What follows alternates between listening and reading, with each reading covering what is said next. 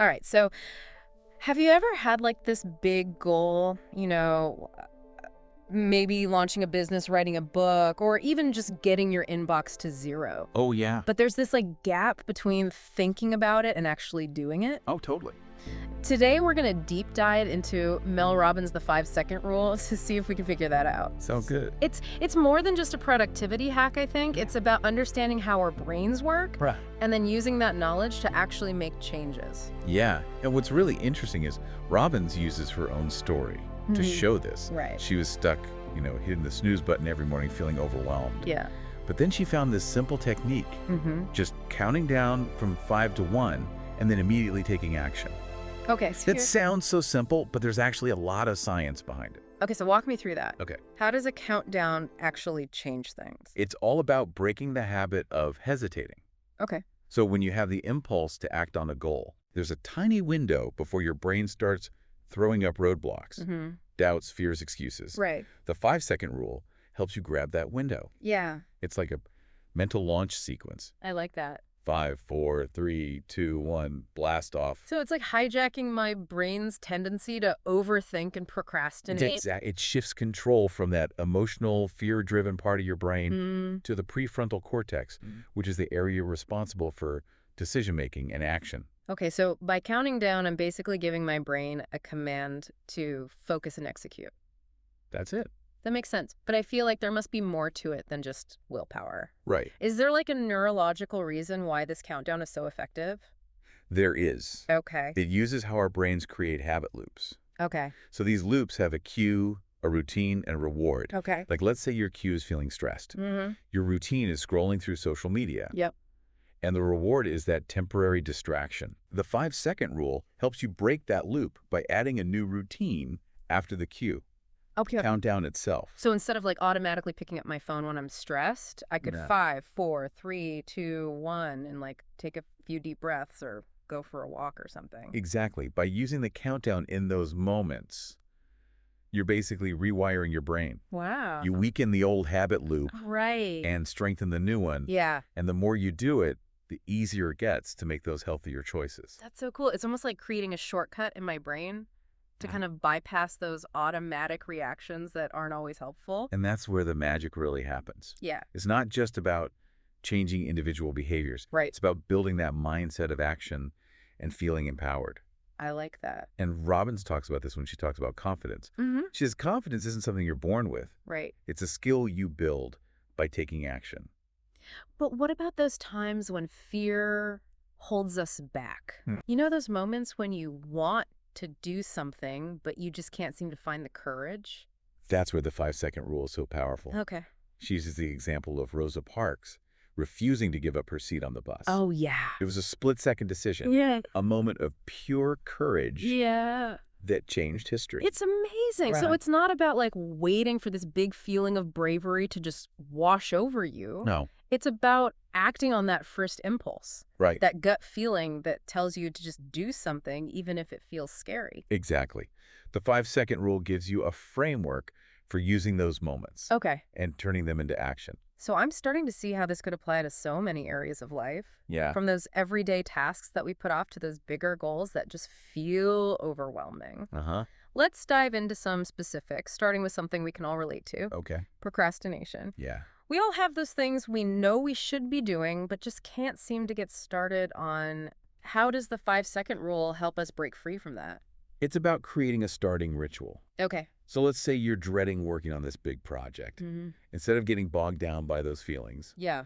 you count down from 5 and just dive in.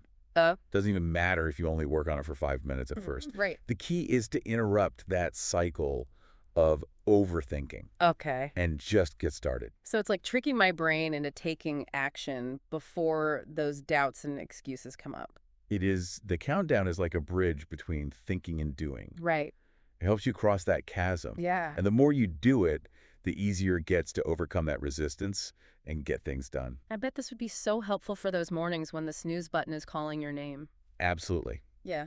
Robbins talks about using the 5-second rule to get out of bed right when the alarm goes off. Uh-huh. It's about showing yourself that you have the power to follow through, Right. even when it's hard. Yeah. She says that one small act sets a positive tone for your whole day. That makes sense. It's a reminder that we can choose how we start our day Yeah. instead of letting our feelings control us. And breaking that snooze button habit can be such a confidence booster. It is. Robbins highlights how small acts of self-discipline can lead to bigger wins. By conquering something simple like getting out of bed on time, Right. you prove to yourself that you're capable of taking control Yeah. and making positive choices. So good. It's about building belief in yourself, one small win at a time. That's a great point. It's not about these huge overnight changes. Right. It's those small, consistent actions that make a real difference. Exactly. Now, what about those times when willpower alone isn't enough? Like when you're trying to make healthier choices, but those cravings just keep getting in the way. It's all about interrupting those feelings that drive your decisions. Okay. Remember, those first instincts to make a healthier choice are fleeting. Yeah. By using the countdown, you override those feelings of resistance and you jump into action. So when I have that craving for something sugary, instead of giving in 5, 4, 3, 2, 1 and grab a piece of fruit. Exactly. Yeah. You're using the countdown to shift control from the emotional impulsive part of your brain to the rational goal-oriented part. Makes sense. Robbins says the 5-second rule isn't about denying yourself. It's about having the power to make choices that align with your goals. Right. Even when those choices aren't easy or fun at the moment. And those consistent small choices can lead to huge changes, right? They can. The book has some incredible stories of people using the 5-second rule to achieve amazing health goals. Yeah. Any will go to mind. Charlie's story is so inspiring. Oh, yeah. He went from weighing almost 400 pounds to completely transforming his health. Wow. He lost over 170 pounds in just over a year. That's incredible. He says the 5-second rule helped him stick to his eating plan. Wow. Even when those cravings were intense. His story really shows that it's not about finding the motivation to change. Right. It's about having a tool to use that motivation when it matters. Exactly. And that's what the 5-second rule is. Right. A simple but effective way to bridge that gap between intention and action. Totally. It's about giving yourself that extra push when willpower alone isn't enough. Now let's talk about confidence. Okay. I think we all want to feel that inner strength and self-assurance, but building true confidence can be tough. It can be. How does Robbins approach this? Well, she suggests that confidence is more about courage than personality. Okay. She says it's not something you're born with. Right. It's a skill you can develop by taking action. And courage plays a big role in that. It does. So it's about pushing ourselves outside our comfort zones, even when it's scary. Yeah. Like those push moments she talks about? Exactly. Those moments when our instincts tell us to do something challenging. Right, something new. And she gives a framework for navigating those moments. Yeah. The 5-second rule. Okay. So instead of letting fear or self-doubt stop us, Yeah. we can count down from 5 and take that leap. Even if it's just a small step. Even if it's just a small step. Even if it's tiny. Robbins says by acting before our brains can make excuses, we create this positive feedback loop. Each act of courage, no matter how small, reinforces our belief in ourselves. It's like building a muscle. I like that. The more you use it, the stronger it gets. So even something as simple as speaking up in a meeting or talking to a stranger can help build confidence. It can. I'm curious about those small actions. Do they really make a difference in the long run? They do. Robbins highlights how these small acts can snowball. Okay. She tells a story about challenging her audience at a Cisco conference to talk to 3 strangers. Interesting. Many were hesitant at first. Yeah, I bet. But those who pushed through that discomfort felt proud and accomplished. I love that. It's like building a muscle. Right. The more you use it, the stronger it gets. Speaking of muscles, I love how Robbins connects building confidence to pursuing passions.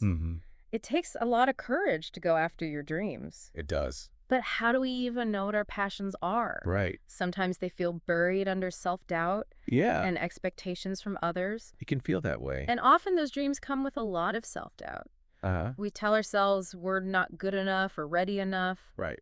But Robbins challenges those thoughts. Yeah. She encourages readers to embrace their curiosity and find what really excites them, even if it means taking a different path. And she gives strategies for turning those passions into action. Cool. Starting with simple things like taking a class or joining a group. Yeah. Or even just setting aside time for exploring. I like that. It's about making space for those passions to grow. Right. Even if it means shaking things up a bit. And honoring those instincts that lead us to our passions. Exactly. I'm curious about some examples from the book. Okay. Were there any stories that stood out to you? There were so many. Yeah. But Jo's story really got to me. Tell me about it. She was a banker who loved yoga, but kept pushing it aside. Wow. She started with just one yoga class and ended up building a successful yoga business. That's amazing. It just goes to show that following those inner nudges can lead to incredible things. And Robbins reminds us that the path to pursuing passions isn't always straightforward. Right. There will be setbacks and challenges and moments of doubt. Yeah. Speaking of courage, she shares a moving story of Todd, Yeah. a law student who finally pursued his passion for physical education. I wonder what his journey was like. Well, Todd's story shows that it's never too late to change course. Yeah. He was close to finishing law school, Wow. but realized his heart wasn't in it. So he switched. He withdrew from the program. Wow. And enrolled in physical education, Good for him. even though his parents weren't happy about it. His courage to follow his heart, even with all that uncertainty, is inspiring. It is. And Robbins uses his story to show how important it is to listen to that inner voice, Right. even when it's drowned out by pressure from others. It's about being true to ourselves. Yeah, Even if it means going off the path others expect us to follow. absolutely. Now let's dive into the last part of the book, which is about relationships. We can all relate to how hard it is to navigate those close connections. Oh, yeah. What are some takeaways from that section? She really emphasizes being present and intentional in your relationships. Okay. She wants readers to move past those surface-level talks Yeah. and have real conversations, express appreciation, Right. and really listen to the people they care about. It's about building that deeper connection. It is. And the 5-second rule can help with that. Absolutely. She suggests using the countdown to overcome fears and insecurities that hold us back. Like those fears of rejection or vulnerability or even just awkwardness. Exactly. So let's say you want to tell someone you love and appreciate them, but you hesitate because you're afraid they won't feel the same way. Yeah. Or that it'll sound corny. Right. So instead of letting those fears stop you, you could 5, 4, 3, 2, 1 and say it anyway. You got it. The countdown helps you break free from that hesitation and lets you act from a place of love and authenticity. I love that. And the book highlights how these little acts of courage can have a ripple effect. That's cool. They strengthen bonds and create a deeper connection. She shares a powerful story about how she used the 5-second rule to have a difficult conversation with her father. Her story really resonated with me. Yeah. It reminded me that those tough conversations, even though they're uncomfortable, can be so rewarding. They can. I'm curious, what were some of the things that stuck with you from that story? Robbins being so open about her struggles with her dad shows that these relationship challenges are universal. We all have tough conversations we need to have. Yeah. Things we need to fix. That's true. And the 5-second rule can give us that push to start those conversations Yeah. and create space for healing and understanding. I like that. It's about having the courage to be honest and real, even when it's hard. Totally. Robbins emphasizes that the quality of our lives is often determined by the quality of our relationships. That's so true. And those relationships need care, honesty, and a willingness to be vulnerable. Right. The 5-second rule can be a powerful tool for cultivating all of that. This has already given me a lot to think about. Yeah. But before we wrap up this part of our deep dive, Okay. I have to ask, you mentioned earlier that there's a scientific basis for the 5-second rule. I did. Could you explain what makes it so effective from a neurological perspective? Absolutely. Cool. Robbins goes beyond just anecdotes and looks at the science behind the 5-second rule, Okay. which is what makes the book so fascinating. It's not just self-help. It's grounded in research. Yeah. One of the most interesting things is the connection between feelings and decision-making. Okay. Robbins talks about the work of neuroscientist Antonio Damasio, who found that even decisions that seem logical are influenced by our emotions. So even when we think we're being logical, our feelings are secretly running the show. Pretty much. What does that mean for how we make choices then? Damasio found that our brains are constantly judging our options Okay.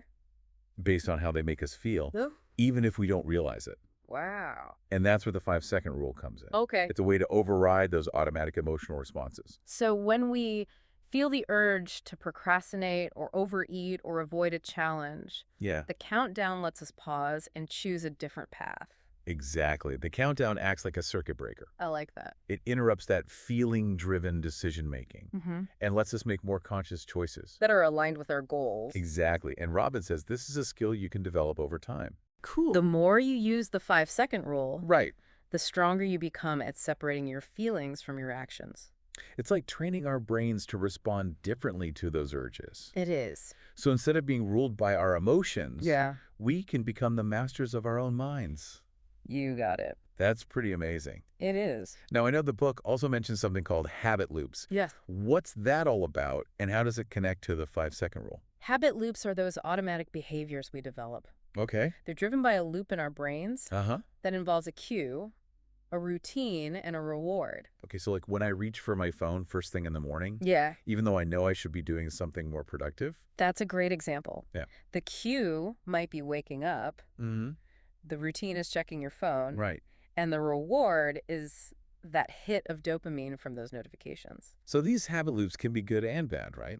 They can. How can the 5-second rule help us change the ones that aren't working for us?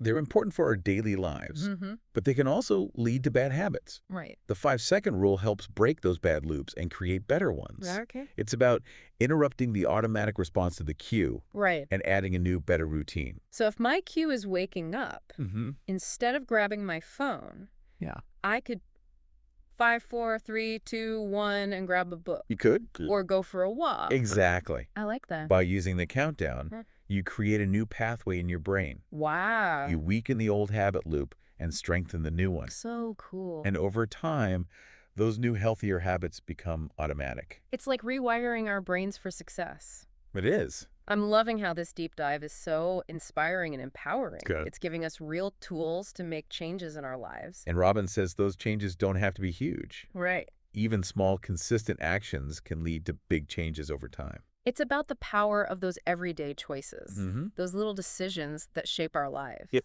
Well, I'm already motivated to start using the 5-second rule. Good. It's such a simple but powerful concept. It is. But before we wrap up this first part, Okay. I want to talk about one more thing from the book. The importance of self-compassion. Oh, yeah. I feel like it would be easy to get discouraged if you don't see results right away. That's true. You know. Robbins actually talks a lot about those inner critics that hold us back. Right? She says it's important to forgive ourselves for past mistakes, silence those negative thoughts, and be kind to ourselves. Yeah. Just like we would be to a friend. So it's about being more encouraging to ourselves. It is. Instead of criticizing ourselves all the time. Exactly. Robbins says self-compassion is essential for building resilience and having a positive self-image. It's about knowing that we're all human. We all mess up. Yeah. And we all deserve kindness, especially from ourselves.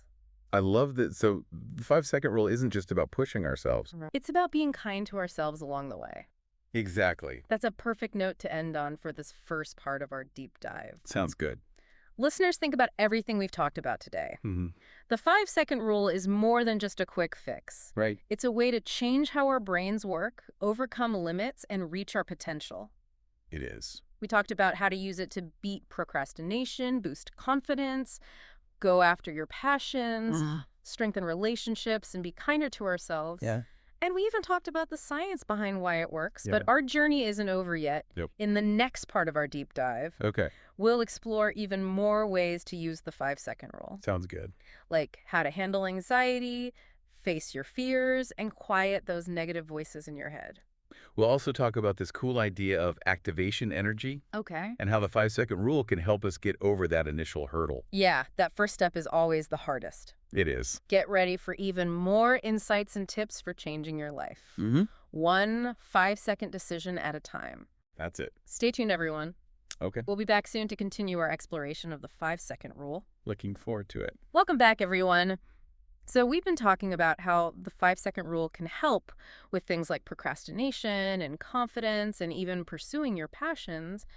But life isn't always easy, right? Yeah. We all have those moments of anxiety and fear. Oh, yeah. So how can this rule help us deal with those tougher emotions? That's where it becomes a tool for managing your emotions. Okay. It's not about pretending those feelings aren't there. Right. It's about understanding how your brain reacts to them and then choosing a better way to respond. So instead of letting anxiety or fear completely stop me, Yeah, I can use the 5-second rule to kind of shift gears and take control. exactly. How does that actually work? Well, think about it. When you're anxious, your body goes into that fight or flight mode. Right. Your heart's racing, your breathing gets all shallow, and your mind starts thinking of the worst case scenarios. Oh, yeah, for sure. The 5-second rule interrupts that by activating your prefrontal cortex.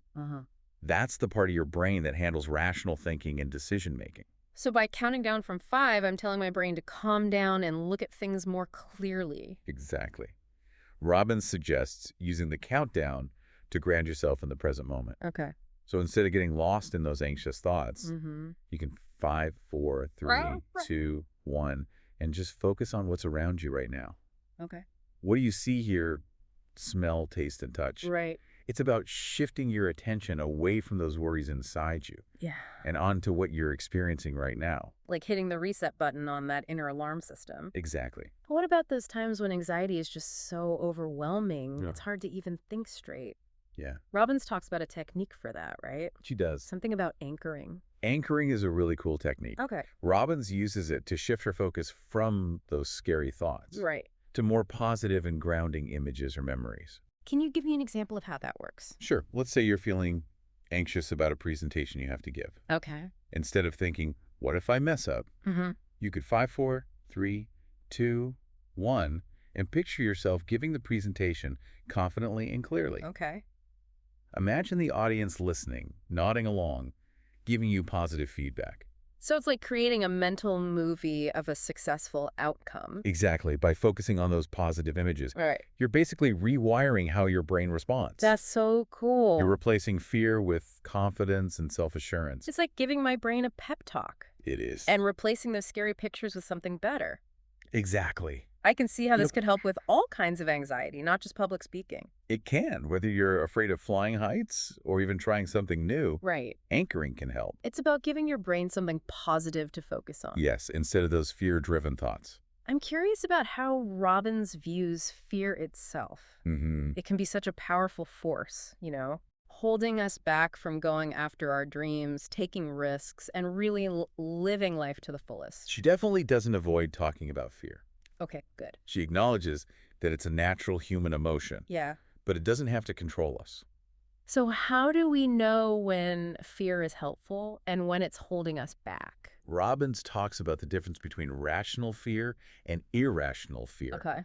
Rational fear is based on real threats, like a speeding car or a dangerous animal. Right. It's there to protect us. Okay. It warns us about danger so we can stay safe. That's our fight or flight response. Exactly. But then there's irrational fear. Yes. Which is the one that usually gets us in trouble. It is. It's based on things that might not even be real. Right, like being afraid of public speaking or failing. Yeah, those fears come from our own insecurities, not from actual threats. Exactly. But even knowing that doesn't always make it easy to overcome those fears. No, doesn't. So how does the 5-second rule help? It helps us break free from that frozen feeling that fear causes. Okay. It's about taking action, even though you're scared. Right. Proving to yourself that you're stronger than those fears. So it's about moving from being stuck to taking action. Exactly. And the countdown helps you make that shift. Okay. Instead of getting caught up in those scary thoughts, you can 5, 4, 3, 2, 1, and take a step forward. Even if it's a small step. Even a tiny one. It's about reminding ourselves that we can choose courage over fear. Yes. Action over inaction, even when it feels really hard. Now let's talk about another concept from the book. Okay. Activation energy. Intriguing. How does that fit in with the 5-second rule? Activation energy is the effort it takes to start any task or behavior. Okay. Think of it like pushing a boulder up a hill. Once it's rolling, it's easier to keep it going. Right. But that first push is tough. Yeah. And our brains like to save energy and be comfortable. That's true. So we often stick to those familiar, easy routines, even if they're not good for us. So the 5-second rule helps us break out of those comfortable but limiting patterns. Exactly. It gives you that burst of energy to get started. Okay. Even when your mind is telling you to stay put. Like a mental jumpstart.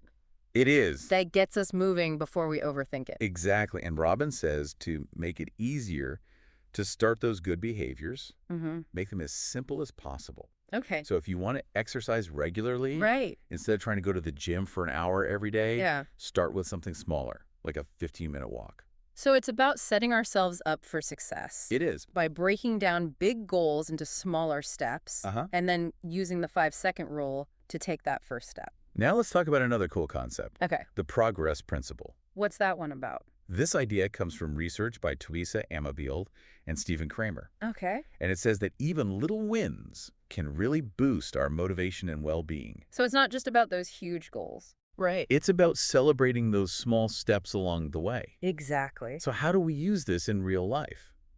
Robbins says to pay attention to those small wins, acknowledge them, and celebrate them no matter how small they seem. Okay. It could be something as simple as checking something off your to-do list. Right. Or finishing a small part of a bigger project. Those little victories keep us motivated. They do. They create a positive feedback loop. Yeah. Keeps us moving forward. Like giving ourselves little pats on the back. Exactly. Now let's talk about one last concept that's important for understanding the 5-second rule. Okay. Locus of control.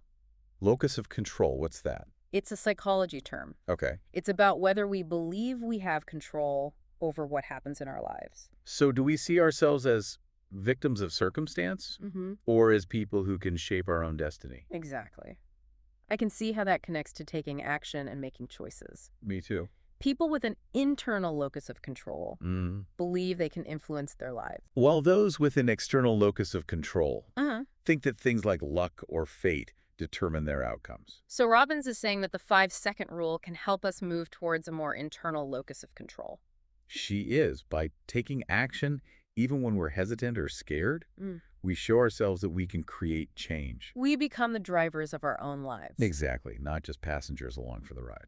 That's a powerful way to think about it. It is. It's about realizing that you can choose how to respond to challenges. Yeah. Instead of feeling helpless or overwhelmed. And the more we act, the more we believe in our ability to make things happen. Exactly. It's a cycle that keeps getting stronger. That empowers us to take charge of our lives. Yes, and create the future we want.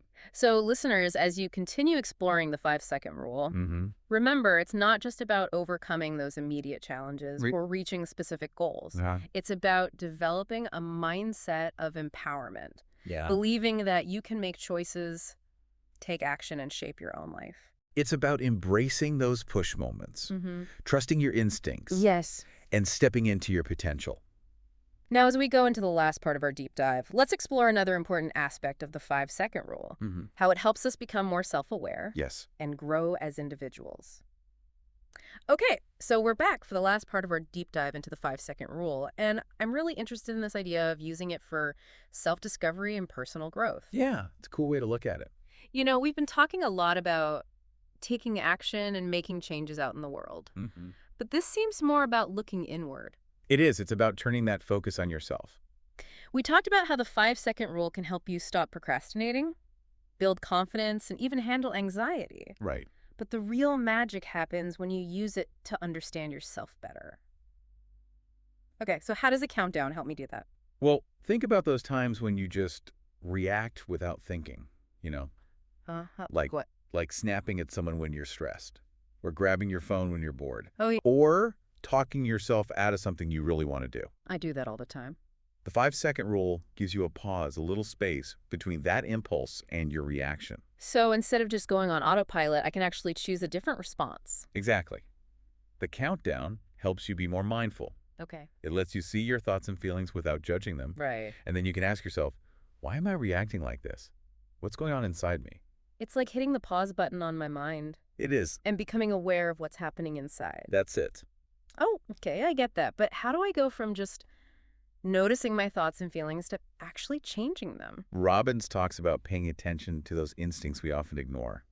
You know, those gut feelings, those moments of insight, those little whispers of intuition. Yeah, I think. They often tell us what we really want and what needs to change. So it's about learning to trust those inner nudges. Exactly. Even when they're quiet or different from what everyone else is saying. And then using the 5-second rule to act on them. That's the key. So if I feel like signing up for that dance class I've been thinking about, even though I always tell myself I'm not a dancer, I should just 5, 4, 3, 2, 1, and go for it. Exactly.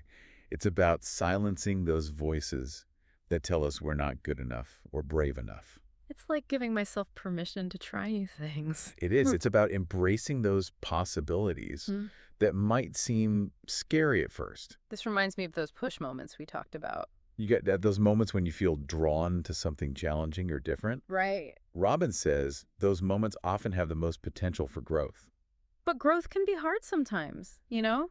It can. There are setbacks and challenges along the way. Robbins says personal growth isn't always easy or straightforward. Right.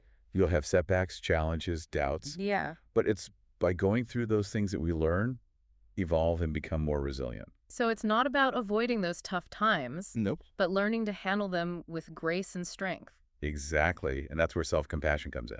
Self-compassion? Yeah, it's easy to beat yourself up when things don't go perfectly. It is, but Robbins reminds us that we're all a work in progress, and we deserve to be kind to ourselves. Especially when we're struggling. Especially then. So how can we practice more self-compassion? Robbins suggests things like focusing on what you're good at, being grateful for what you have, and changing those negative thoughts into positive ones. It's about changing that inner voice. It is from, I'm not good enough, to, I'm learning and growing. I like that a lot. And remembering that every step we take, even the mistakes, gets us closer to becoming our best selves. That's the journey. That's such a great message. It is. It's not about being perfect. It's about embracing that journey of learning and growing. With all its ups and downs. And the 5-second rule can help us along the way. It can. It's about realizing you have the power to choose, to act, and to create change in your life. 1 5-second decision at a time. Exactly. It sounds like the 5-second rule is more than just a quick trick. It's a whole way of thinking about life. It is. It's about understanding your brain and using that knowledge to make choices that match your values, your goals, and your heart. This deep dive has been amazing. I'm glad you enjoyed it. I'm feeling really inspired to start using the 5-second rule. It's great. Not just to get things done, but to explore those parts of myself that have been waiting to be discovered. That's what it's all about. Thank you so much for joining us on this deep dive into Mel Robbins' The 5-Second Rule. It was my pleasure. We hope you found it helpful and inspiring.